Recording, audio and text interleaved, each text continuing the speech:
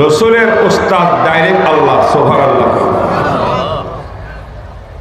সানুকরিউকা ফালা তানসা ইল্লা মা শাআল্লাহ লা তুহাররিক বিহি লিসানাকা লিতা'জালা বিহি ইন্না আলাইনা জামআহু ওয়া কুরআনাহু ফাইযা ক্বারা'নাহু ফাত্তাবি কুরআনাহু সুম্মা ইন্না আলাইনা বায়ানাহু। সুবহানাল্লাহ। নবীজি কোরআন মুখস্থ করার জন্য জিহ্বা লাগতে হবে না, মুখ নাড়ানাড়ি করতে হবে না, মক্তবের বাচ্চাদের মতো বলে যাওয়ার আশঙ্কা। কারণ আমি আল্লাহ যিনি কোরআন আপনাকে পড়াইছি, যিনি কোরআন নাযিল করছি, আমি আল্লাহ আপনার সিনার ভিতরে কোরআনকে রেকর্ড করে দেওয়ার দায়িত্ব আমি নিয়েছি।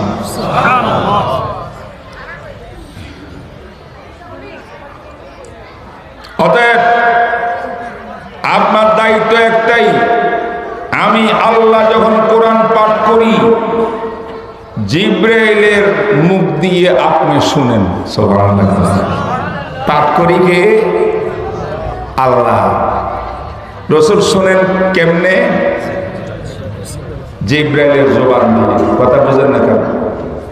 এখন কথা বলে কে? এখন মুফতি মিজান সাহেব। আপনি শুনেন কিভাবে? মাইকের দ্বারা। কথা কিসের দ্বারা? আমার রসুলকে কোরআন পড়াইলেন কে? আল্লাহ। নবী শুনলেন কেমনে? জিবরাইলের মুখে। সুবহানাল্লাহ। বুঝে এসে কথা? হ্যাঁ, বুঝতে হবে। জিবরাইলে বহু চেষ্টা করছিল ওস্তাদ হওয়ার জন্য। হেরা পর্বতের মধ্যে নবী ইসলামকে ধরছে, ভাই মোহাম্মদ ইকরা পড়েন। ভাই পড়েন কে কয়? শিক্ষকে কয় না? শিক্ষকে ছাত্রকে বলে যে ভাই পড়াও। জিবরিল আমিনে কয় মোহাম্মদ পড়ুন। অবস্থাটা কি? অর্থাৎ জিবরাইল ওস্তাদ, রসুল শিক্ষক, ছাত্র। রসুল বলেন মা না বিকারি, আমি পড়ব না, পড়তে জানি না, না পড়ব না,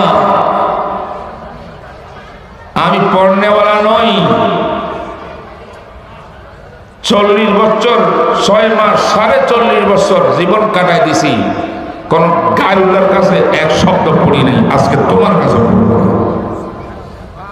বুঝে না? জিবরাইল তো বেকুব হয়ে গেছে, কি করবো? আল্লাহ